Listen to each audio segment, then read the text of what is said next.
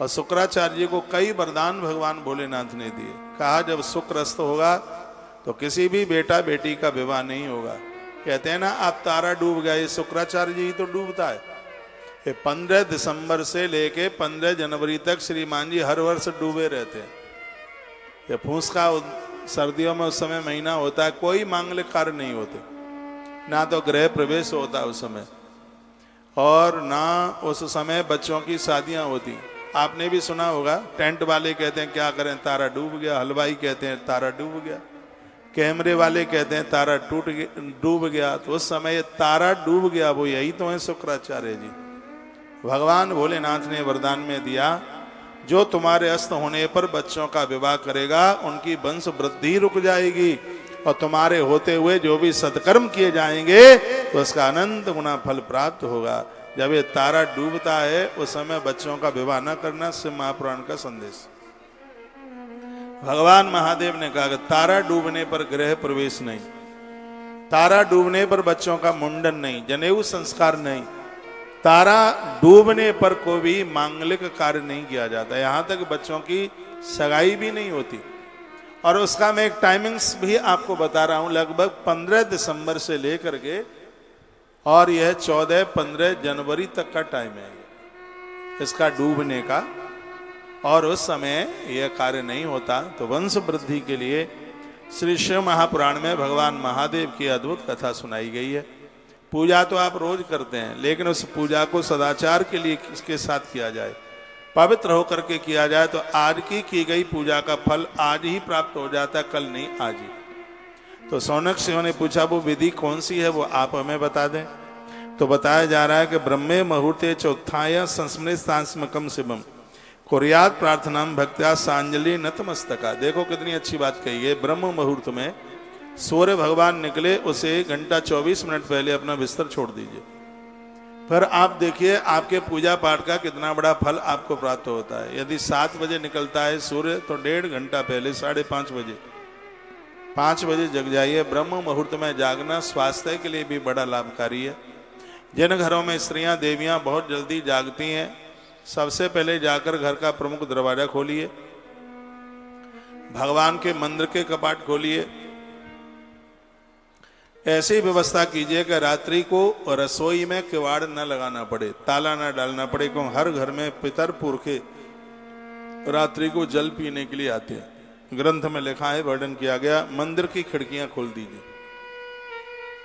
सूर्य भगवान की किरणें शीतल मंद सुगंध 3 तरह की हवा सुबह चलती है, जो कि आपके घर के लिए बहुत ज्यादा पावन पवित्र है। वर्णन किया गया है, कहा गया उत्तिष्ठो उत्तिष्ठ देवेश उत्तिष्ठ हृदय समझ। प्रातः स्नान करने के तत्पश्चात में भगवान को जगाइए, कुछ देवताओं के नाम लीजिए। सबसे पहले भगवान गणेश जी के नाम लीजिए। गणेश जी के 8 नाम है, 12 नाम है, जो भी बने जितना बने सो लीजिएगा। माता भवानी का नाम लीजिए। कोई भी कुछ भी श्लोक नहीं आता है तो मैं यहाँ से बोले देता हूँ आपको। सर्व मंगल मांगल्ये शिवे सर्वार्थ साधके शरण्ये त्र्यंबके गौरी नारायणी नमोस्तुते। इतना बोलिए, आनंद हो जाएगा। गजाननम भूत गणाद सेवितम कपित जम्बू फलचार भक्षणम उमा सुतम शोक विनाश कारकम नमामि विघ्नेश्वर पाद पंकजम। ये बोल दीजिएगा। भगवान विष्णु के आह्वान ध्यान में कृष्णाय वासुदेवाय हरे परमात्मने प्रणतः क्लेश नाशाय गोविंदाय नमो नमः। ये बोलिए। और हो सके तो 5 गायों के नाम प्रत्येक दिन भोर में जगते हुए लीजिए, आप स्वस्थ रहेंगे। मैं लेता हूं 5 गायों के नाम प्रत्येक दिन। ये 5 गाय सागर के मंथन से निकली हैं। पहली गाय है, बोलिए मेरे साथ, नंदिनी मैया की जय हो। दूसरी है सुरभि मैया की जय हो। तीसरी है बहुला मैया की जय हो। चौथी है सुभद्रा मैया की जय हो। और 5वीं है सुशीला मैया की जय हो। 5 गाय। मैं तो कहूंगा किसी कागज पर लाल पेन से इन 4 गौ माता के नाम लिखकर अपने मंदिर में लगाइएगा, आनंद हो जाएगा। आप तरक्की देखिए। मैं द्वारा ग्वालियर में आऊंगा तो आप कहोगे महाराज जी धन्यवाद, जीवन बदल गया, परिवार बदल गया। इतनी बड़ी महिमा है भैया। अपना भोर का जो समय है, इस ग्रंथ में लिखा है कि प्रातः है, यदि आप धरती माता को प्रणाम करके आप जागते हैं तो ब्रह्मांडे मंगलम कुरु, आपके द्वारा पूरे ब्रह्मांड का मंगल होगा, आपका तो होगा ही। आज इस पांडाल में से नियम लेके जाइए कि प्रातः हम जागेंगे तो धरती माता को वंदन करेंगे। कुर्यात प्रार्थना भक्त्या सांजलि नतमस्तका, नतमस्तका ऐसे प्रणाम कीजिए आपका माथा धरती से लग जाए, धरती की धूल आपके माथे को लग जाए। फिर देखिए आपके परिवार की कितनी तरक्की होती है। इसमें कोई पैसा नहीं लग रहा है, इतना ही तो है कि प्रातः आप जागते हैं तो अपना मस्तिष्क धरती पर मत्था लगा करके वंदन कीजिए, प्रणाम कीजिए, आनंद हो जाएगा। जानाम धर्मम न च प्रवृत्तम जानाम अधर्म स्नबई निवृत्ति। भगवान को कहिए, जब भगवान को आप उठाएं तो घंटी बजाइए, ताली बजाइए और भगवान को कहिए प्रभु हम तो जानते नहीं है धर्म अधर्म क्या है, हम तो ये भी नहीं जानते आपको कैसे जगाया जाता है, बस अब हम आपको निलाएंगे, आपकी पूजा करेंगे, इसलिए उत्तिष्ठो उत्तिष्ठ भगवान, बस अब आप जाग जाइए, आप खड़े हो जाइए। भगवान से अनुमति मांग करके भगवान को जगाइए। ये सुबह के कार्य हैं, ये नहीं है कि बना करके सीधे खाने के लिए बैठ जाए। इतुक्ता वचनम भक्ता स्मृता च गुरुपादुकई। यदि गुरुदेव की तस्वीर है, गुरुदेव की चरण पादुकाएं हैं तो उन्हें भी वंदन और प्रणाम कीजिएगा। ये वर्णन किया गया है। नित्य की तरह प्रत्येक दिन देखो मलमूत्र यो त्याग्यार्थम, बिना मलमूत्र के विसर्जन के द्वारा आप भगवान की पूजा करते हैं, आपकी पूजा का कोई भी फल भगवान को नहीं लगता, आपको कोई फल उस पूजा का मिलता ही नहीं है। ऐसा नहीं है कुल्ला करके मुंह धो के या 4 लोटा पानी डाल करके बिना मल विसर्जन किए गए और आप सीधे पूजा आराधना में बैठ जाएं, किंचन मात्र भी उस पूजा का कोई फल नहीं मिल सकता। ऐसा स्वयं भगवान विधाता ब्रह्मा देवसी नारद जी को एक कथा सुना रहे। आप कोई उपवास करते हैं और मल विसर्जन के लिए नहीं गए, भले ही पेट खाली ना हो तो भी जाइएगा, नियम तो यही है। जिस दिन कोई उपवास व्रत किया जाता है, सिर सहित बालों के सहित ही स्नान किया जाता है। देश उद्यम तथा कृता समृत जल विशोधन हस्त उपाद प्रक्षाले दंत धावन माचरित। कहा गया है कि जिनके दांत मैले रहते हैं, गुटखा बीड़ी सिगरेट पी पा करके ऐसे बेकार दांत कर लिए हैं, हमारी स्मृतियां कहते हैं कि तुम तो हो कौन। यदि यह दोष नारायण में भी होगा तो लक्ष्मी माता विष्णु को भी छोड़ करके चली जाएगी, जिसके दांत गंदे रहते हैं, जिनके कपड़े फटे पुराने चुथड़े कभी धोते नहीं है, ऐसे लोगों को छोड़ करके लक्ष्मी उनके आसपास भी नहीं रह सकती। ग्रंथ तो कहता है कि ये यदि ऐसी बात नारायण में भी रहेगी तो लक्ष्मी माता त्याग करके चली जाएगी। आपके आदमी के दांत सब के नहीं तो कुछों के तो हैं ही, ऐसे बेकार दांत कर लिए हैं जर्दा खा खा करके, कभी तो लगता है राम राम इस आदमी की जिंदगी क्या। जैसे जिव्या से भगवान भोजन, जैसे मुख से भगवान भोजन करता है, कहते हैं कि मुख में गया गया सीधा हवन कुंड के रूप में, यज्ञ के रूप में वो आहुति डलती है। लेकिन ऐसा मुख को खराब किया है, कोई ने शराब पीकर, किसी ने जर्दा वर्दा खा खू करके मुंह को ऐसा बेकार किया। देश उद्यम तथा कृता समृद्ध जाल शोधनी। मैं आपको भी कहना चाहूंगा, प्रातः जब आप अपनी रसोई में जाते हैं, मैं अपनी तरफ से कुछ नहीं बोल रहा हूं, जिससे पुराण में वही संदेश आपके पास पहुंचा रहा हूं। तुम्हारे घर की 2 जगह ऐसी हैं जहां बिना स्नान किए एंट्री नहीं है। एक है आपका मंदिर और एक है आपकी रसोई। बिना नहाए इसमें नहीं जाया जाता, स्नान करने के बाद ही इन दोनों जगह झाड़ू लगता है, स्नान के बिना नहीं अंदर जाया जाता। लेकिन आप तो लेट बाथरूम करने के बाद मुंह में बुरस लगा रहता है, सीधे रसोई में घुसती हैं, चूल्हा जलाती हैं, चाय चढ़ाती हैं। पति बाहर से कुछ अदरक या चीनी की कुछ बात करता है तो अंदर से तुम जवाब देती हो। बुरस तो मुंह में लगा ही रहता है, तो थोड़ा सा मटेरियल चाय की पतीली में भी गिर ही जाता है। रोज नहीं तो कभी कभी तो गिर ही जाता है। मैंने तो गिरते देखा है। मैंने पूर्व में भी बोला है कि मैं किसी घर में था, सुबह बज रहे होंगे 7। आजकल माताएं थोड़ा देरी से जगती हैं, क्योंकि उनकी माताएं समझा करके भेजती हैं ससुराल। कहती हैं बेटा जल्दी जगोगे तो निमोनिया बेमोनिया हो जाएगा, आराम से जगना, ठीक है, बच्चा भी छोटा है, ज्यादा जल्दी नहीं जगना है, हाँ आराम से जगना। डुकरिया कुछ हो तो मुझे फोन करना, मैं उसको घुमाऊंगी, आंगन में पटकूंगी। ये तुम बेटियों को समझा नहीं रहे हैं, उनके घर की बर्बादी कर रहे हैं। तो आजकल के तो नई बहुएं बड़ी तैयारी के साथ, हाँ जैसे चेयरमैन साहब निकलते हैं ना, ऐसे निकलती हैं बहुएं बन ठन कर पूरा लीपा पोती करके 8, 8:30, 9, 9:30 बजे आराम से लप लाई लप लाई लप लाई लप, धरती हिलती जाती है और देवी चलती जाती है। ना कोई बंधन ना कोई प्रणाम। जिस सास का कितना बड़ा प्रभाव होता है। ऐसे तो कोई दुश्मन को भी ना देखे जैसे सुबह सुबह बहुएं अपनी सास को देखती हैं। उनको तो लगता है सास नहीं यमराज की घरवाली खड़ी है, ऐसा ही लगता था। तो वैसा ही भोगा जा रहा है, मुंह लटके हुए, इतना चेहरे पर शकुन नहीं है बिल्कुल। मुझे तो 31 साल हो गई है, चिल्लाते चिल्लाते मान लोगे तो ठीक रहोगे। सबसे बड़ी दुर्गा, सबसे बड़ी पार्वती है, इसका आदर करोगे, वंदन करोगे तो ठीक ही ठीक होगा। ये मिले सुबह ही सुबह मिल जाए तुम्हारे कमरे से निकलते हुए, यदि इसको तुमने प्रणाम कर लिया तो सगरे देवताओं को प्रणाम स्वीकार हो गया, ये समझ लीजिएगा। अब कुछ नई बहुएं बैठी हैं, अब ज्यादा बोलूंगा नहीं तो कल से आना बंद कर देंगी और हमें पंडाल के बाहर पब्लिक निकालनी है, तो इसलिए ज्यादा बोलना भी नहीं है। लेकिन मैं अपनी बहनों को कहना चाहूंगा, घर का माहौल बहुत अच्छा सा कीजिए, बढ़िया सा कीजिए। तो हमने देखा कि वो बहन आई और सीधे उसने बाथरूम में गई होगी, लेट बाथरूम करके आई और मुंह में बुर्स लगा हुआ है, घर वाला अखबार पढ़ रहा था। मैं भी इधर एक ही तरफ बैठा, थोड़ी पुरानी सी बात थी, मुंह में बुर्स लगाए मैं देख रहा था। वो सीधे रसोई में गई, चूल्हा पटक से उसने जलाया, उसमें उसने चाय रखी और पति ने कहा थोड़ा अदरक ज्यादा सा डाल देना। उसने अंदर से अपनी भाषा में कुछ जवाब दिया। थोड़ी रसोई ज्यादा दूर तो थी नहीं, मेरी निगाह पड़ी कि उसके मुंह का कुछ मटेरियल जवाब देते समय चाय में गिरा। चाय छान करके ले आई, कप लाकर अपने पति को दिया। खैर रही कि मैं तो चाय पीता नहीं, ये कप मुझे जरूर देती, सबसे पहले देती। हाँ, तो भगवान की बड़ी कृपा, मैं पीता नहीं, उसको पता था कि पीते नहीं है, तो उसने चाय नहीं दी। तो मैंने उसके आदमी को कहा कि ये बहन कोलगेट कर रही थी, मेरी आंखों के सामने इसके मुख का ये थूक वूक इसमें गिरा। बोलता मजाक ना करो। मैंने कहा कि मैं क्या तुम्हारी भाभी लगती हूँ कि सो देवर से मजाक करूं? मैं क्यों तुमसे मजाक करूं? अरे नहीं आप मजाक कर। अरे नहीं तो क्या बोलता है, कोई बात नहीं है, घरवाली का तो थूक गंगा जल की तरह होता है, और पूरा कप पी गया भाई साहब। मेरा बड़ा आग्रह पूर्वक निवेदन है, अपनी रसोई में स्नान करके एंट्री लीजिए,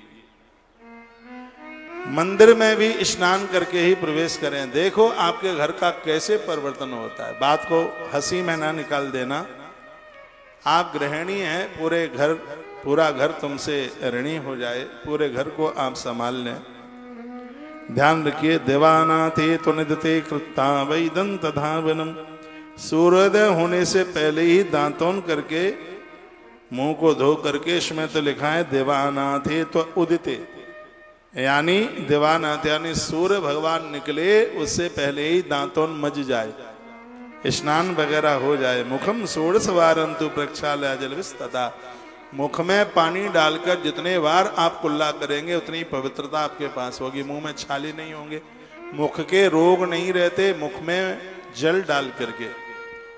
और मैं आपको निवेदन करूंगा, रात्रि को जल में त्रिफला चूर्ण डालें, थोड़ा सा उसमें काला नमक या सेंधा नमक डाल लें, फिर उस पानी से आप गरारे कीजिए। जिंदगी में थायराइड नहीं होगा, मुंह में छाले नहीं होंगे, मुंह में बदबू, पायरिया नहीं होगा, और 100 साल तक आपके दांत जमीन पर टपकेंगे नहीं। इतनी बड़ी महिमा है।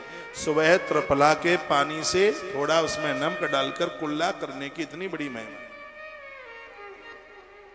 लेकिन आप दवाइयों में धन खर्च कर देंगे, ये फ्री के काम नहीं कर पाएंगे। अपने स्वास्थ्य का बहुत ज्यादा ध्यान रखिए। षड्यामास तिथयो नव कर्म दिने तथा वर्चा सुष्येत भक्ति रधावने। षष्ठी प्रतिपदा अमावस्या और नौमी तिथि तथा रविवार के दिन से भक्त को यत्न पूर्वक दांतों का त्याग कर देना चाहिए। आप सुनिए, सोमवार का व्रत करते हैं या प्रदोष का व्रत करते हैं, सोमवार या प्रदोष का व्रत करते हैं, उस दिन कहा गया है कि इतनी तिथियां ऐसी हैं जिस दिन दांतों ना करें। उंगली से अपने दांत मांज लें, राख मिट्टी से मांज लें, या पेड़ों को यूज करते हैं, नीम की दांतों, बबूल की दांतों, अपामार की दांतों, इन सब का वर्णन किया गया है।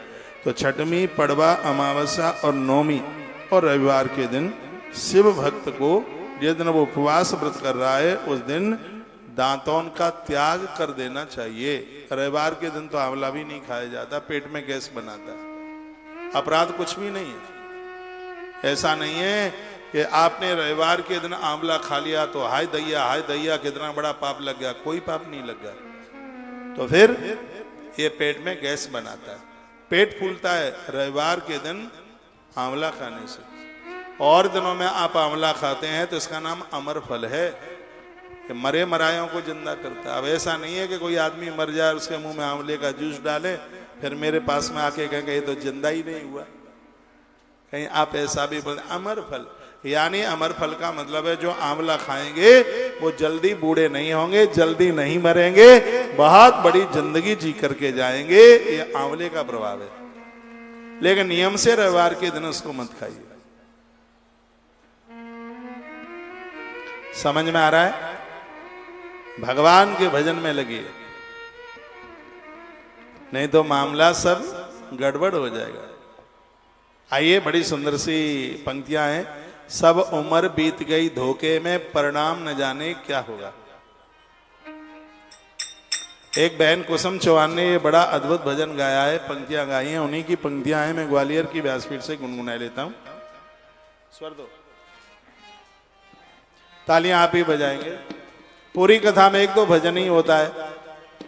सब उम्र बीत गई धोखे में, परिणाम न जाने क्या होगा। सब उम्र बीत गई धोखे में, परिणाम न जाने क्या होगा। भगवान ने जाने क्या होगा, भगवान ने जाने क्या होगा। जब समय आके आएगा, भगवान ने जाने क्या होगा।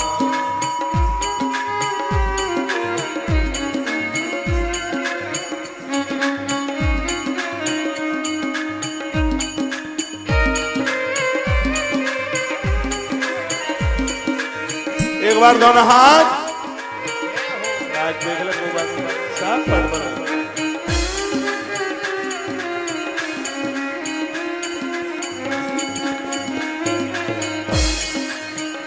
जिस प्रभु ने सुख धन धाम दिया, नहीं प्रेम से उसका नाम लिया। जिस प्रभु ने सुख धन धाम दिया,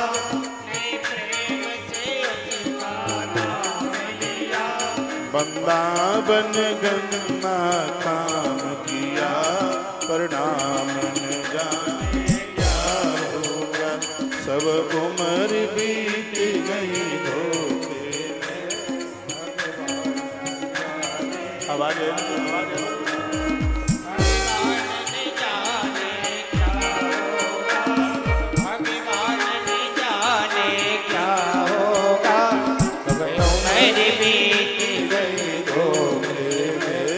भगवान न जाने क्या होगा।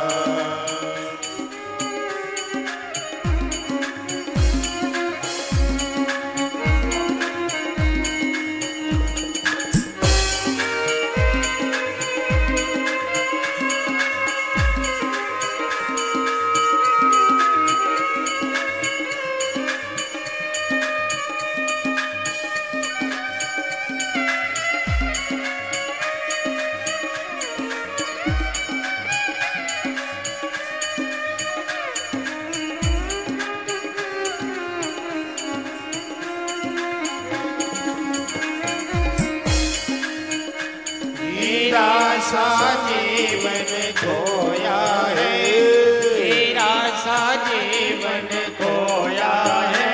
पर मैल मन का धोया है, पर मन का मैलन धोया है। ये बीज पाप का बोया है, भगवान न जाने क्या होगा। सब मेरी बीत गई धोखे में, भगवान न जाने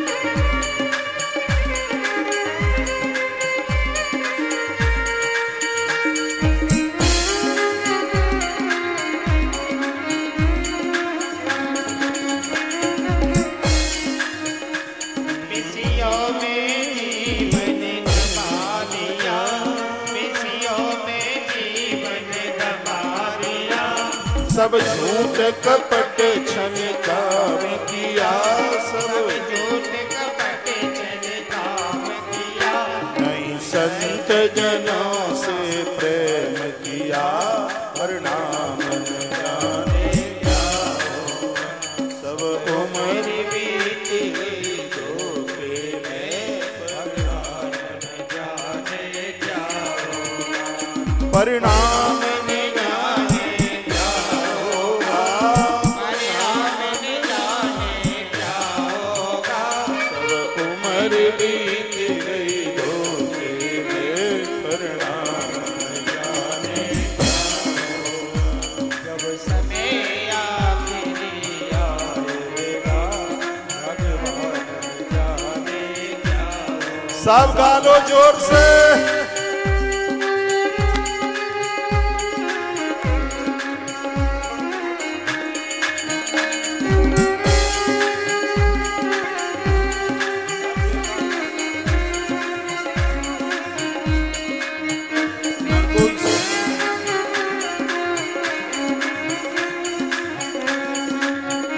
हर हर महादेव। ना कोई तो शुभ काम किया, तन से जीवन भर पाप किया।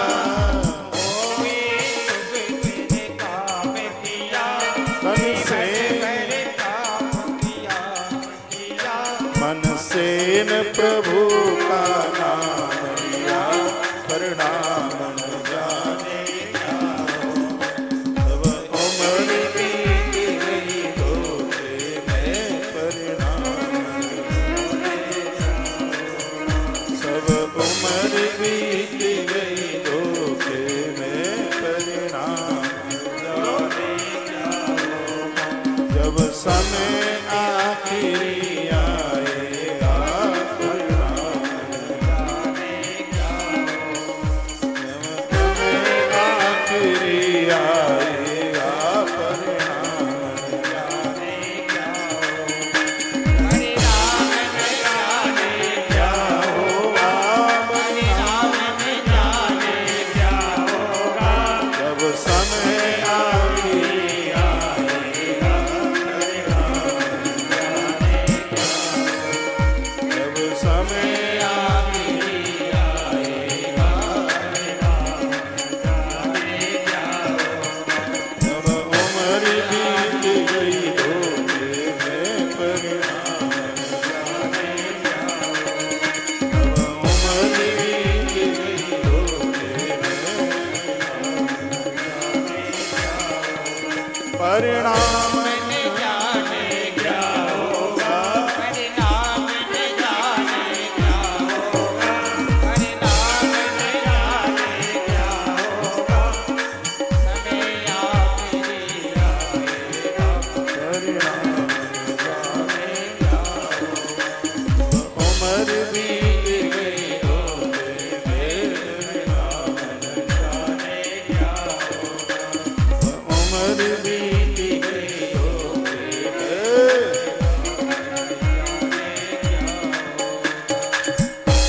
बोलिए शंकर भगवान की, श्री हनुमान जी महाराज की जय जय श्री राम। कुछ बातें और कही गई हैं, सुनिएगा। जो भी भगवान की पूजा करते हैं, अनुष्ठान करते हैं, विशेष रूप से जिस दिन कोई आप विशेष पर्व की तिथियों में आप भजन पूजा पाठ कर रहे हैं, इतने दिनों में कभी गर्म पानी से स्नान मत कीजिए। लिखने के लायक बात है, नहीं तो आपका व्रत खंडित हो जाएगा, तुम्हारा उपवास खंडित हो जाएगा। वो कौन कौन से दिन हैं जिन दिनों में गर्म जल से स्नान नहीं किया जाता। रवि दिने तथा श्राद्धे संक्रांति उग्रहणी तथा महादाने तथा तीर्थे यपवासने तथा। रविवार के दिन गर्म पानी से स्नान नहीं किया जाता। श्राद्ध के 16 दिनों में गर्म पानी से स्नान नहीं किया जाता। मकर संक्रांति, महीने की संक्रांति, संक्रांति के समय पर भी गर्म पानी से स्नान नहीं किया जाता। जिस दिन आप कन्यादान करने के लिए जा रहे हैं उस दिन भी गर्म पानी से स्नान नहीं किया जाता। जिस दिन आप गौदान करने के लिए जा रहे हैं उस दिन भी गर्म पानी से स्नान नहीं किया जाता। तीर्थ के लिए आप जा रहे हैं या तीर्थ में रहकर गर्म पानी से स्नान नहीं किया जाता। जिस दिन आप कोई उपवास कर रहे हैं, चाहे मंगलवार का हो, शुक्रवार का हो, पूर्णिमा का हो, अमावस्या का हो, एकादशी का हो, कोई भी जिस दिन आप व्रत कर रहे हैं उस दिन भी गर्म पानी से नहाया नहीं जाता।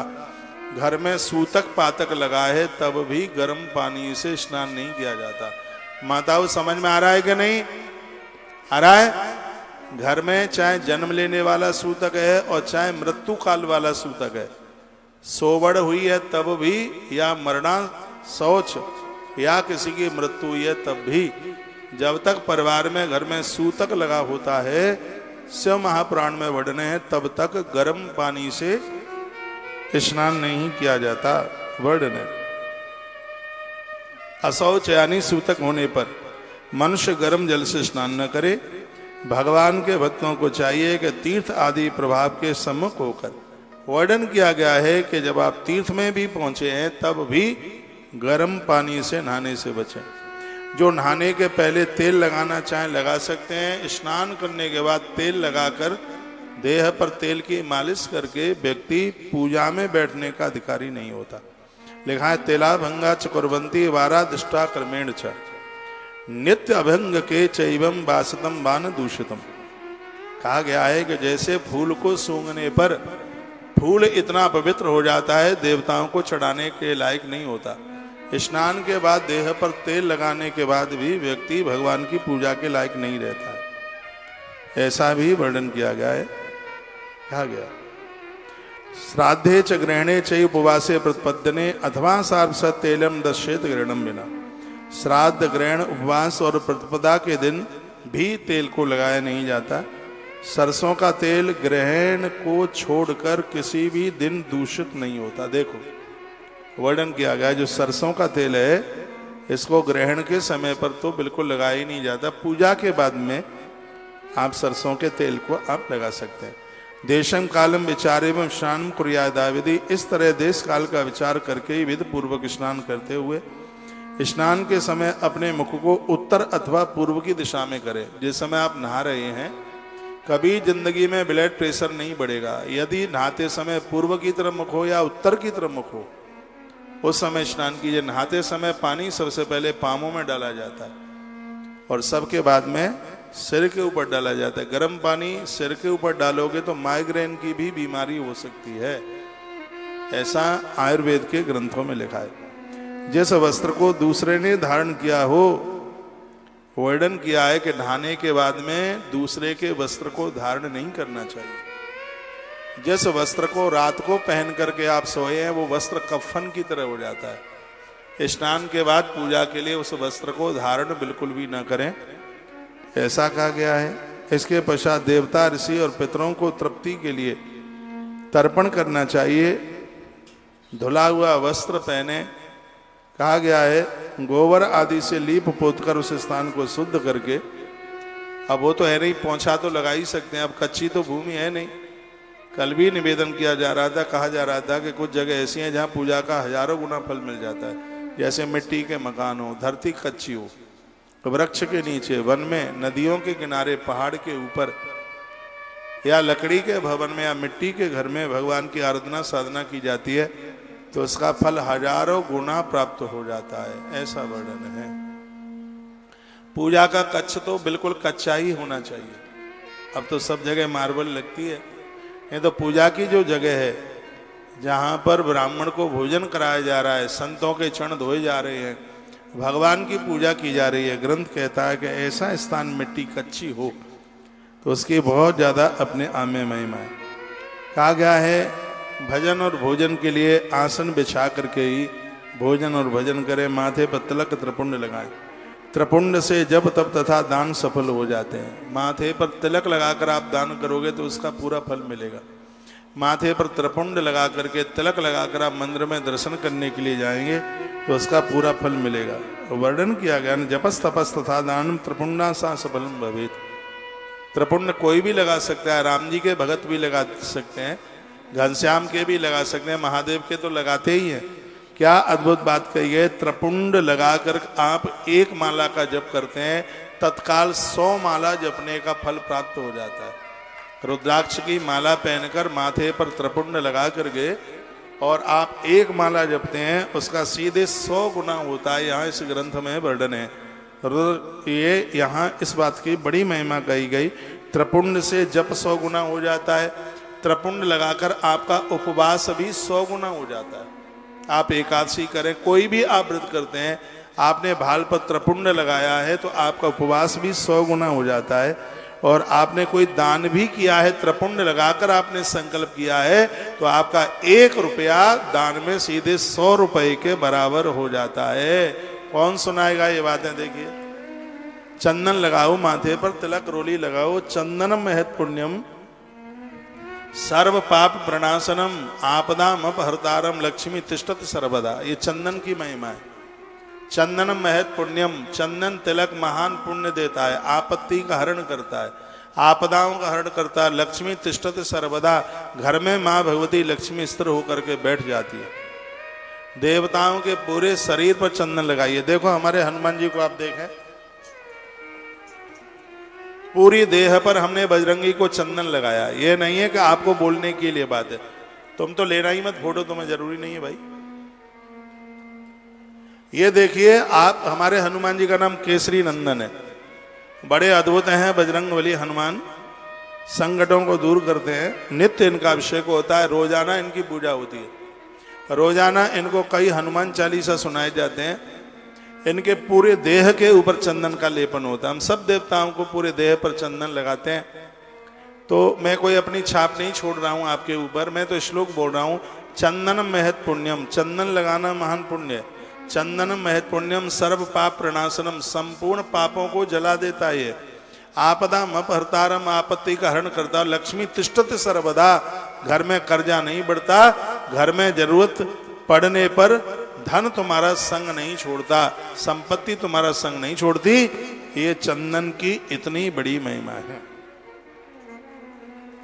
आप सब सनातनी लोग बैठे हैं, इतना खर्चा करते रहते हैं, महंगे महंगे कपड़े आप पहनते हैं, पूरे साल भर में 500 रुपए का चंदन नहीं लगा पाओगे आप। खूब लपेड़ो देवी देवताओं को तो इतना लगा नहीं पाओगे, 100-200 में ही काम हो जाएगा। लेकिन 100-200 का चंदन लाखों रुपए की प्रॉफिट दे देगा तुम्हें। तुम्हारा कारोबार चलेगा, बच्चों की तरक्की होगी, घर में आनंद होगा। जो गर्भ काल में नारी अपने माथे पर चंदन लगाएगी, उसके गर्भ में संतान समाप्त नहीं होगी, ऐसा अग्नि पुराण में लिखा हुआ है। चंदन का पानी गर्भ के समय पर पीने पर गर्भ में बच्चों का मरण नहीं होता। चंदन आता तो 14-15 हजार रुपया किलो है, लेकिन 100 ग्राम की चंदन की लकड़ी पूरा 3-4 महीना उसको एक बार पानी में डाल दो और उस रोजाना उस जल को पीते रहो। हाँ, जितना भी पानी है उसको पूरा पी लो, फिर उसको पानी में डाल दो, फिर पी लो, फिर उसको डाल दो। तो इससे अपांग विकलांग बच्चों का जन्म नहीं होगा। ये चंदन की महिमा में आपको निवेदन कर रहा हूं। गर्भिणी नारी भाल पर चंदन लगावे, इसका असर उसके होने वाली औलाद के ऊपर पड़ेगा। तो ये यहाँ से महापुराण में चंदन की बड़ी अद्भुत महिमा का वर्णन किया गया है। कहा गया है कि जो त्रिपुंड लगा करके, चंदन लगा करके भगवान का पूजा पाठ करते हैं, उनकी पूजा, दान, उपवास सीधे 100 गुना बढ़ जाते हैं। आपने देखा है, जजमान को जब पूजा में बिठाया जाता है, यदि बढ़िया होशियार ब्राह्मण है तो जजमान के माथे पर सबसे पहले तिलक लगाता है, आचमन कराएगा, तिलक लगाएगा, चंदन लगाएगा, हाथ में कलावा बांधेगा। क्यों? ब्राह्मण आचार्य जानता है इस बात को। मैं जजमान को पूजा में बैठाऊंगा, भाल पर चंदन रोली तिलक लगाऊंगा, तो उस बेचारे की एक पूजा 100 गुनी हो जाएगी। एक दिन की पूजा 100 दिन के बराबर हो जाएगी। इसलिए आचार्य लोग ऐसा करते हैं। आप पूजा में बैठे, अनुष्ठान में जाते हैं, आप मंदिर में जाते हैं, आप मंदिर में धोख लगाते हैं। कभी आपने ये भी सोचा है क्या पुजारी जी से ये कहो कि हमारे माथे पर थोड़ा चंदन लगा दो, थोड़ा तिलक लगा दो? आपने मंदिर में पहुंचकर पुजारी जी से तिलक चंदन लगवाया है तो सच मानिए आपका एक दर्शन सीधे 100 दर्शन के बराबर हो जाता है। ऐसा इस ग्रंथ में गाया गया। हर सनातनी हिंदुत्व को यह समझना चाहिए कि हम अपनी परिपाटियों को नहीं छोड़ें, इनका पालन करें। एवं कृता त्रिपुण्यम च द्राक्षधार ये नरा संवाद सुखम कर्मा पुनरादेक्षया शिवम। इस तरह त्रिपुण्य करके मनुष्य रुद्राक्ष धारण करके संध्या उपासना करता है, नित्य कर्म करता है, भगवान की पूजा पाठ करता है तो उसके सैकड़ों गुणी महिमा तत्काल बढ़ जाती है। पुनराचमनम कृत्वा त्रिवारम मंत्र पूर्वकम, जप में बैठे, भगवान की पूजा में बैठे तो 3 बार आचमन करें पहले, तभी आपकी पूजा लगेगी। लिखा है पुनराचमनम कृत्वा त्रिवारम मंत्र पूर्वकम, 3 बार मंत्र बोले। क्या बोलना है? ओम केशवाय नमः, 1 बार आचमन कर ले। ओम माधवाय नमः, फिर 1 बार आचमन कर ले। ओम नारायणाय नमः, फिर 1 बार आचमन कर ले, फिर हाथ धो ले। बहुत लोग आचमन करने के बाद हाथ ऐसे सिर से पहुंचते हैं, ऐसे लेके जाते हैं। व्यक्ति इतना अपवित्र होता है जैसे श्वान के मूत्र को उसने छू लिया हो। कभी भी आचमन करने के बाद हाथ ऊपर लेकर के नहीं जाइएगा। आचमन करने के बाद बस 4थी बार हाथ में जल लगाना पड़ता है, तब शुद्धि मिलती है। एकम बात प्रकुर वाचा गंगा विंद्रुति ब्रुवन। कहा जाता है कि जिस समय आप आचमन करते हैं, धरती की संपूर्ण नदियों का आचमन करने का पुण्य आपको प्राप्त हो जाता है। घर में गंगा जल रखिए, नहाने के बाद सबसे पहला काम कीजिए, गंगा जल के द्वारा 3 बार आचमन कीजिए। इसमें वर्णन किया है कि जिसने गंगा जी का इतना आदर किया है, गंगा जल से आचमन किया है, किसी न किसी प्रकार से उसे स्त्री पुरुष की हड्डियां अस्थियां अंत में माता गंगा जी में ही विसर्जित होती हैं। कैसे भी हो उसकी अस्थियां गंगा जी में जाती हैं, और वो हड्डियां जब तक गंगा जी में रहती हैं तब तक जीव सूक्ष्म स्वरूप से भगवान के चरणों में वास करता है। एक पुत्र की जरूरत होती है, आपकी संपत्ति रखा है इसलिए नहीं, तो मरने के बाद अस्थियां गंगा जी तक पहुंचा दे, इसलिए एक पुत्र की आवश्यकता होती है। लेकिन आजकल तो ऐसी स्थिति है, पड़ोसियों को जलाना पड़ता है। बेटा अमेरिका रहता है, वो तो आता ही नहीं। फिर भी हमारे देहाती इलाकों में, ग्रामीण क्षेत्रों में अभी बड़ी परपाटी मनाई जा रही है। आज शहरों में जिस माता पिता ने पूरा जीवन दे दिया है, 13 दिन नहीं है माँ बाबू जी के लिए निकालने के लिए, वर्षी उसी समय हो जाती है। अब 13 दिन में कहां हो रहा है? जिसको अपने देसी भाषा में त्रयोदशी संस्कार कहते हैं, बड़े बड़े शहरों में 3 दिन में हो रहा है। इसलिए बड़े परेशान हैं। धन है लेकिन सुख नहीं है, शांति नहीं है। इन सब चीजों को लोगों ने भुला दिया है, इसलिए कष्ट है भारी। क्या मैं बताऊं, व्यासपीठ से 100 माताओं को नारियल देता हूं, संतान नहीं हो रही है। और कमी कोई नहीं है, संतान नहीं हो रही है। पितर परेशान है, पुरखे परेशान, इसलिए औलाद नहीं हो रही है। ऐसी स्थिति बन गई है। मैं बड़ा आग्रह पूर्वक निवेदन इस व्यासपीठ से, शिव महापुराण की व्यासपीठ है,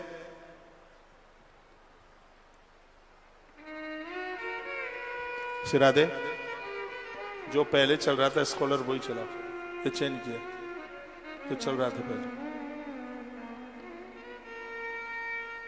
बोली बांके बिहारी लाल की जय, श्री हनुमान जी महाराज की जय। जय श्री राधे। अन्नोदकम तथा तत्र शिव पूजार्थमा हरेत, अन्यादुष यत् किंचित यथाशक्ति समीपगम। कहा गया है शिव की पूजा के लिए अन्न और जल ला करके रखें।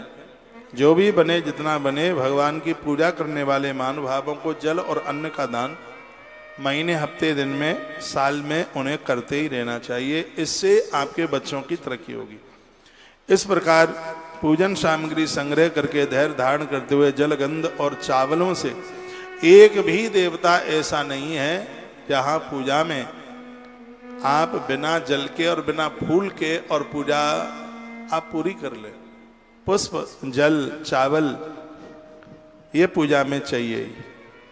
फिर गुरु का स्मरण करते हुए भगवान को वंदन और पूजन किया जाए। तस्यांत पूजताम वही सर्वेशु पूजतास्तथा। कहते हैं सोना, चांदी, धातु या अन्य द्रव्यों की भी शंकर जी की प्रतिमाएं होती हैं। नहीं तो मिट्टी के शिवलिंग बना करके उनके ऊपर पूजन करें। पार्थेश्वर जिन्हें कहते हैं, पार्थिव मिट्टी के, और भगवान नर्मदेश्वर को बड़ा प्रभावशाली बताया गया है।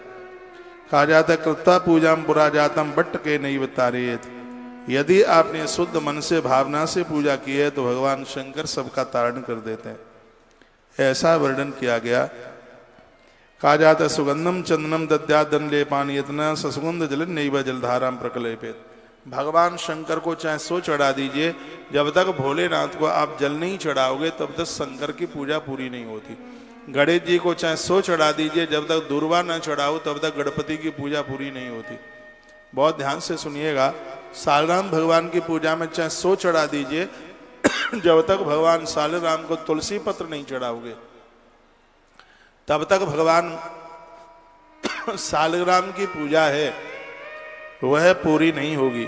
वही बात यहाँ पर कही गई, जलधारा से प्रिय भगवान शंकर की पूजा के लिए जल की धार तो छोड़नी ही पड़ेगी। 6 तरह का अनाज शंकर जी के ऊपर चढ़ता है, इसको आप लिख लें। तिलाशयी वेभावापी गोधूमा मधुमासका अर्पणिया शिवापेयी मंत्रे नारस बदेरपी। कोई भी मंत्र नहीं आता तो ओम नमः शिवाय जपते हुए आप चढ़ाइए। क्या क्या है जिसमें वर्णन किया गया है, कहा गया तिल, जौ, गेहूं, मूंग और उड़द ये भगवान महादेव को अर्पित करें। सबका वर्णन किया गया है, कौन सी चीज चढ़ाने से क्या आपको मिलेगा। लिख ले एक बार क्या क्या है भगवान शंकर को। काला तिल, जौ, गेहूं, मूंग और साबुत उड़द। आप उड़द महादेव के ऊपर चढ़ाते हैं, किसी भी प्रकार का जादू टोना टोटका किसी का आपके ऊपर प्रभाव नहीं करेगा। आज का समय ऐसा है कि होली दिवाली के समय पर होली दिवाली के समय पर लोग इतना उल्टा पुल्टा करते हैं। उड़द महादेव के ऊपर चढ़ाने से किसी का जादू टोना टोटका आपको प्रभावी कर ही नहीं सकता। इतनी बड़ी महिमा है। महादेव के ऊपर तिल चढ़ाने से लंबा आयुष्य मिलता है, लंबी उम्र मिलती है। भगवान शंकर के ऊपर गेहूं चढ़ाने से वंश वृद्धि बढ़ती है, बहुत ज्यादा वंश वृद्धि बढ़ती है। जौ चढ़ाने से व्यक्ति दाता हो जाता है। उनकी बेटियों के विवाह में धन की कमी नहीं आती। कान के ढपोले खोल करके सुनिए, जिनकी बेटियां विवाह के लायक हो रही हैं और धन की व्यवस्था नहीं हो पा रही है, 1 लाख जौ के दाने महादेव के ऊपर चढ़ाइए, अपने आप व्यवस्था हो जाएगी। ऐसा नहीं कि पैसा ऊपर से गिरेगा, ऐसा तो नहीं होगा, लेकिन धन आने के साधन बन जाएंगे। भगवान महादेव को उस बेटी के निमित्त 1 लाख जौ चढ़ाइए, एक एक करके। ओम नमः शिवाय, ओम नमः शिवाय ऐसा जपते हुए 1 लाख जौ चढ़ाए जाए। जैसे देवी को संतान नहीं है, वो 1 लाख गेहूं के दाने महादेव पर चढ़ाए, फिर गेहूं के दाने का आटा बनाया जाए और फिर उसको पति और पत्नी दोनों उसका आहार, उसकी रोटियां बना करके खाएं। तो जो अवरोधकता हो रही है संतान को जन्म लेने में, वो सब मिट जाएगी। ये मेरे सामने ग्रंथ रखा है और इसी में से मैं बोल रहा हूं और ये बात यहीं लिखी गई है, श्लोक बोल रहा हूं मैं। तिलशयी यवावापी गोधूमा मुदमासका अपरणीया शिवाय मंत्रे नाम तो बदेरपी। ओम नमः शिवाय इस मंत्र को जपते हुए आप जौ चढ़ाते हैं, बेटियों के विवाह में अवरोधकता नहीं रहती। गेहूं चढ़ाते हैं, वंश वृद्धि होती है। पति पत्नी में झगड़ा है, सास बहू में झगड़ा है, तो घर के कलह को मिटाने के लिए भगवान महादेव के ऊपर मूंग के दाने चढ़ाइए, साबुत मूंग चढ़ाइए। मूंग ये इतनी बड़ी प्रभावशाली है कि घर के झगड़े को समाप्त कर देती है। साबुत उड़द चढ़ाने से जो जादू टोना टोटका जो लोग करते हैं वो सब समाप्त हो जाता है। ये 6 चीजें भगवान शंकर के ऊपर चढ़ाने में बड़ी मंगलकारी हैं। तिल 1, जौ 2, गेहूं 3, मूंग 4, उड़द 5 और एक है चावल, तंदुल। चावल भी बहुत ज्यादा अद्भुत है, चावल के बड़े प्रभाव है।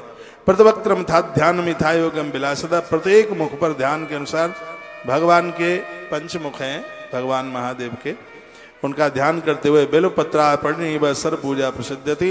आपको कुछ भी नहीं मिलता है, यदि आप बेल पत्र चढ़ा देते हैं भगवान शंकर को तो संपूर्ण चीज चढ़ा दी गई है, ऐसा फल प्राप्त हो जाता है। बेल पत्र की इतनी बड़ी महिमा वर्णित की गई। बेल पत्र समर्पित होने से ही शिव जी की पूजा सफल हो जाती है।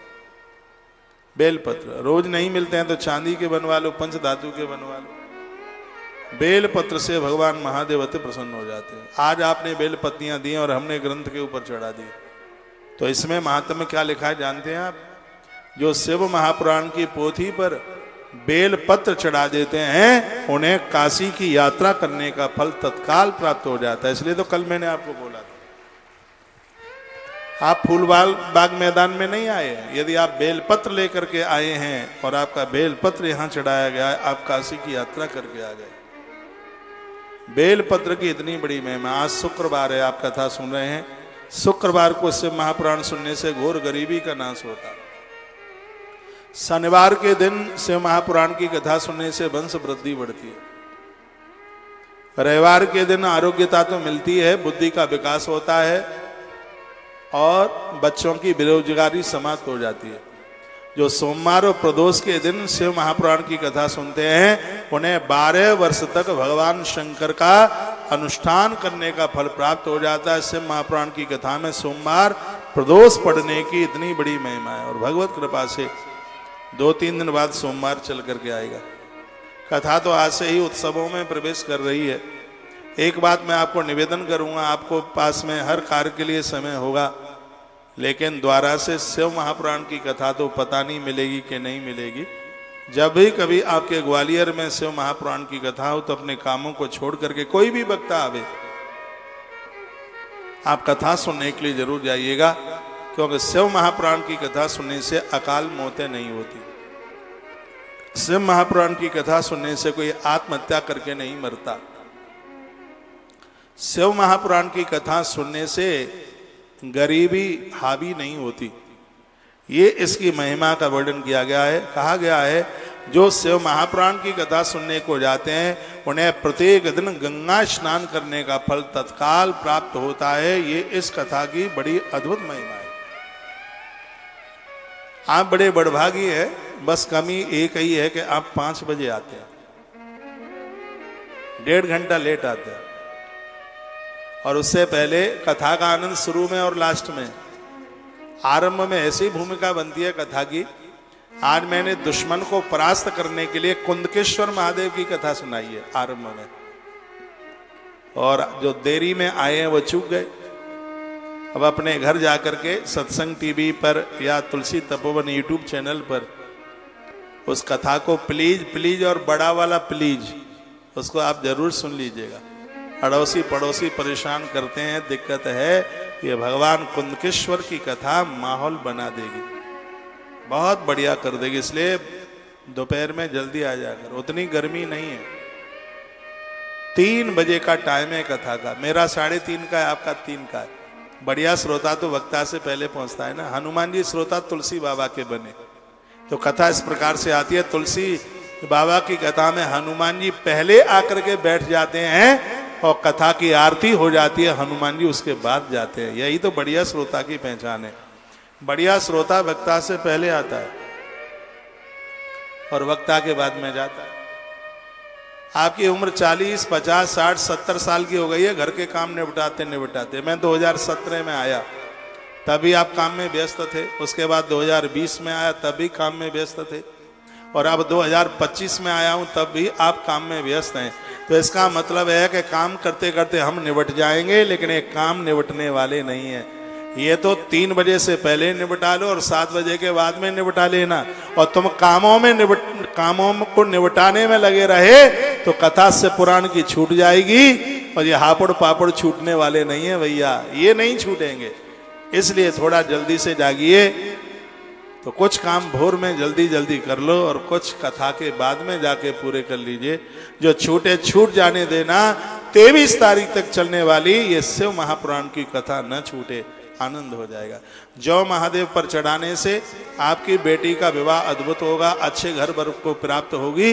एक फोन मुझे भी करना और कहना महाराज जी आपने ग्वालियर की कथा में ये उपाय बताया था और ऐसा हमने किया, हमारी बेटी इंद्र जैसे घर में गई है। एक फोन जरूर मुझे करके बताना, मुझे बड़ी खुशी हो। ये सब तालियां तो आपको बजानी ही नहीं है, क्योंकि मेहंदी लगा के आए ना हाथ में। इन पुरुषों को तो बजानी ही नहीं है बिल्कुल। हाथ की रेखा बदले। वहां शिव महापुराण की कथा बड़ी अद्भुत है, आनंद देने वाली है। अर्पणीयम च विविधम शिवाय परमामुदा ततो धूप प्रकृतभ्य गुगुला गुरु विद्या। अपने घर में गूगल वाली धूप रोज जलाइए। इससे आपके घर में किसी भी प्रकार की अलाय वलाय भूत प्रेत उस घर में नहीं रहते। जिस घर में गूगल जलाई धूप जलाई जाती है। अगरबत्ती मन जलाया करो, अगरबत्ती में बांस जलता है, बांस जलने से वंश की हानि होती है। ये नियम लेकर या पीर पैगंबरों पर जलती है अगरबत्ती। हमारे पूरे वेद में अगरबत्ती का कहीं कोई मंत्र ही नहीं है, ये मुसलमानों से शुरू हुई है और पीरों पर ही ये जलती है। बांस जलाया जाता है उसमें और आप खूब जलाते हैं, मानते नहीं। कितने दिनों से मैं बोल रहा हूं, आप धूप जलाइए। धूप नहीं मिलती है तो कंडा जलाइए, उसमें घी डालिए और उसके ऊपर से गुड़ और चावल मिला करके डाल दीजिए, बस वही धूप बन जाएगी।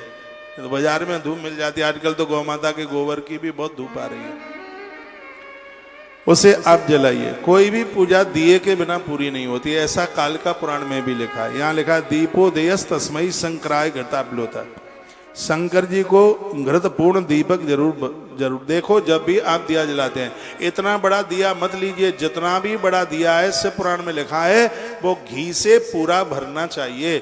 कलश उठाते हैं तो कलश यदि पानी से खाली है बहुत ज्यादा अशुभ है, घर को खाली कर देगा, रिक्त कर देगा।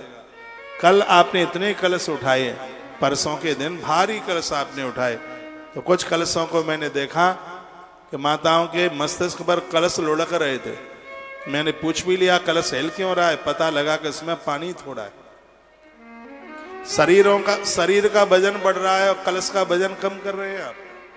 कलश में तो कम से कम 1.25 लीटर पानी, 100 किलो वजन वाले लोगों को 1.25 किलो पानी का वजन नहीं सहन होता, तो ये बहुत सोचने के लायक बात है। बॉडी का वजन है 80 किलो, 85 किलो, 100 किलो, और कलश में पानी है 100 ग्राम।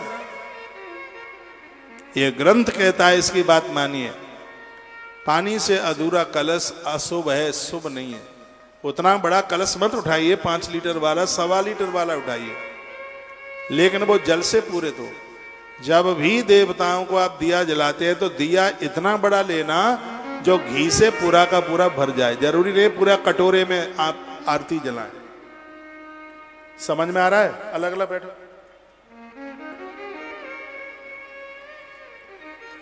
दीपक उतना बड़ा लीजिए, लिखा है दीपो देयस तस्मई शंकरा घृताप्लुता, वो घी के द्वारा पूरा का पूरा भर जाए, ऐसा दिया भगवान के सन्मुख जला के रखिए। तथा शिवाय तांबूलम सांगोपांगम विदाय च, भगवान महादेव को तांबूल चढ़ाने से मृगी का रोग ठीक हो जाता है। मृगी जानते हैं आप? मृगी रोग, शंकर जी के ऊपर तांबूल चढ़ाने से, तांबूल पान का पत्ता जोड़े के साथ चढ़ाइए, 2 पान, और याद रखना उसमें चूना और कत्था नहीं लगाना है। भगवान को ये पान चढ़ाया जाता है तो मीठा पान होता है, मधुर पान होता है, और उसमें चूना और कत्था बिल्कुल नहीं लगाया जाता। तो ये पान भगवान को चढ़ाने से मृगी का रोग ठीक हो जाता है। जो चढ़ाते हैं उनको होता ही नहीं है मृगी का रोग। यथा संज्ञम था ज्ञानम कुर्या मंत्र विधिम नर, बुद्धिमान मनुष्य को गुरु के द्वारा बताए गए नियम के अनुसार ही भगवान की पूजा और मंत्र का जप करना चाहिए, अथवा अपने ज्ञान के अनुसार जितनी संख्या में हो सके उतनी संख्या में आप जप तो कर रहे हैं, यदि वो विधि ठीक नहीं है तो उसके परिणाम ठीक नहीं निकलेंगे। इसलिए मंत्र तो जैसे दवाई डॉक्टर को पूछ के ली जाती है, मंत्र का जप भी गुरुजनों को पूछ करके ही मंत्र का जप किया जाता है, और मंत्र सबको ही जपना चाहिए। प्रभु राम जी ने पूछा गुरुदेव महर्षि वाल्मीकि जी को, कहेगा हम कहाँ रहे, तो उन्होंने क्या सुंदर जवाब दिया, सुनिए। देवगेश्वर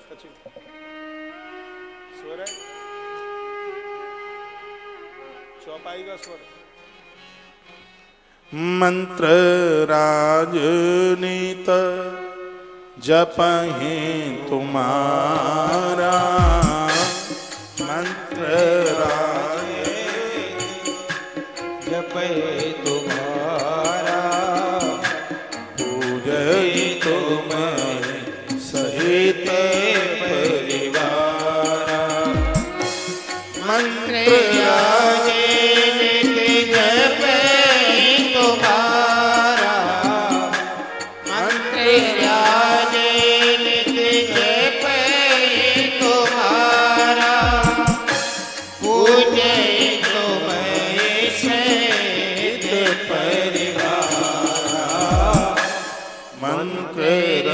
गाइयो तुम्हारा, पूजे तुम्हें सहित परिवार। श्री राम जय राम, जय जय राम, श्री राम जय राम, जय जय राम, श्री राम जय राम,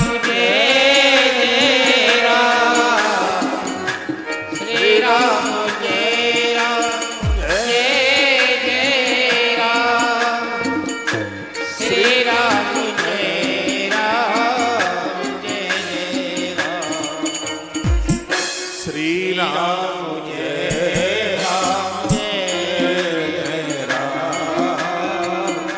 श्री राम जय राम हे श्री राम जय राम जय जय राम श्री राम जय राम जय जय राम श्री राम जय राम जय राम श्री राम जय राम जय राम श्री राम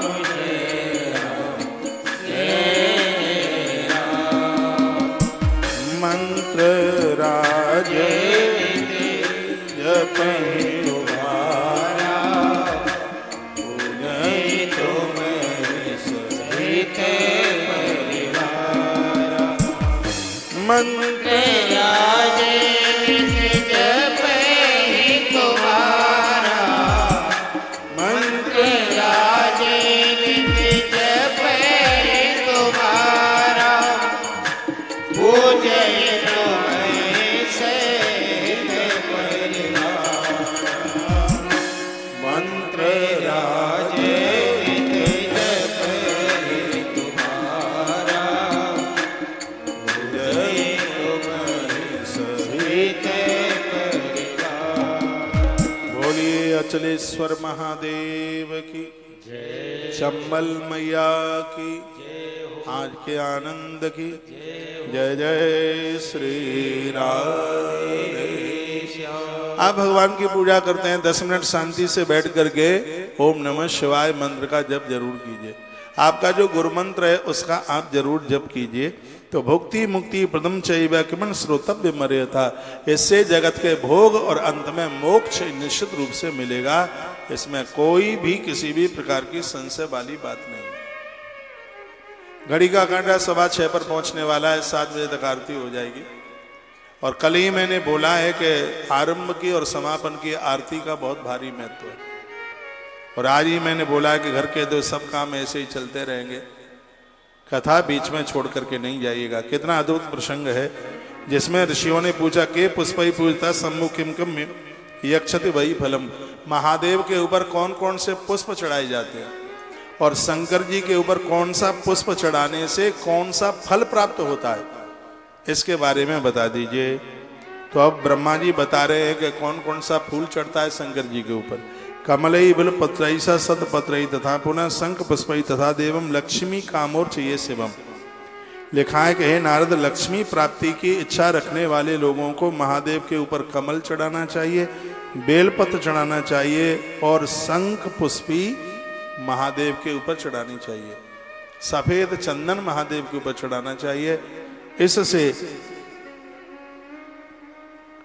ये मिल जाएगा, ये संपदा मिल जाएगी, ये चीजें मिल जाएंगी, उनको लक्ष्मी मिल जाएगी। इतनी बड़ी महिमा भैया बताई गई है भगवान शंकर के ऊपर इन्हें चढ़ाया जाए। और क्या क्या है तत्पश्चात कहा गया कमल का फूल शंकर जी को चढ़ाने से बहुत धन की प्राप्ति होती है। शंख पुष्पई तथा देवी लक्ष्मी कामोर चिया शिवम। शंख पुष्पी चढ़ानी चाहिए। 10 लक्ष संख्या के कोई भी चीज 1 लाख भगवान 1 लाख दिए भी महादेव के ऊपर आप चढ़ा देते हो, घर में गूंगे बहरे बच्चे पैदा नहीं होंगे, वाणी सिद्ध हो जाएगी। इतनी बड़ी महिमा। लिंगम शिवम तथा पुष्पय खंडम तंडुलम तथा। कहा गया है कि जो राज्य प्राप्त करने का इच्छुक वह व्यक्ति पार्थिव पूजा करे। अपने बच्चों को नौकरी से लगाने के लिए, ध्यान से सुनिए, अपने बच्चों को नौकरी से लगाने के लिए, व्यापार में लगाने के लिए माता पिता को चाहिए वो मिट्टी के शिवलिंग बनाकर फूल और बिना खंडित चावलों से महादेव की पूजा करें। किसी भी देवता पर टूटे चावल चढ़ाना उसको ठीक नहीं माना गया। ये पूजा की थाली में देखिए कि चावल टूटे तो नहीं है। अखंड चावल भगवान को चढ़ाइए, सुगंधित चंदन चढ़ाइए, जल धारा से अभिषेक कीजिए। और ये कहा गया धूप दीप नैवेद्य, धूप दीप नैवेद्य। रस खीर महादेव को बड़ी प्रिय है। आरती, प्रदक्षिणा, नमस्कार, क्षमा प्रार्थना और तत्पश्चात मिट्टी के शिवलिंग का विसर्जन। यह वर्णन किया गया, यह किया जाए। कारागृहे गतो यो वही लक्षणा वार्चित। कहा जाता है कारागृह में पड़े हुए मनुष्य के लिए 1 लाख मिट्टी के शिवलिंग बनाकर भगवान शिव की पूजा करे। जिसको बिना मतलब के, जिसे केस लग गया है और वो जेल में बंद है, शिव पुराण कहती है यदि उसके लिए आप 1 लाख मिट्टी के शिवलिंग बनाकर, उनके परिवार के लोग, पत्नी है, माँ है, बहन है, बेटियां हैं, कोई भी है, 1 लाख मिट्टी के शिवलिंग बनाकर और यदि नदी में उसको विसर्जित किया जावे तो जो बिना अपराध के कारागृह में बंद है उसे मुक्ति मिल जाएगी।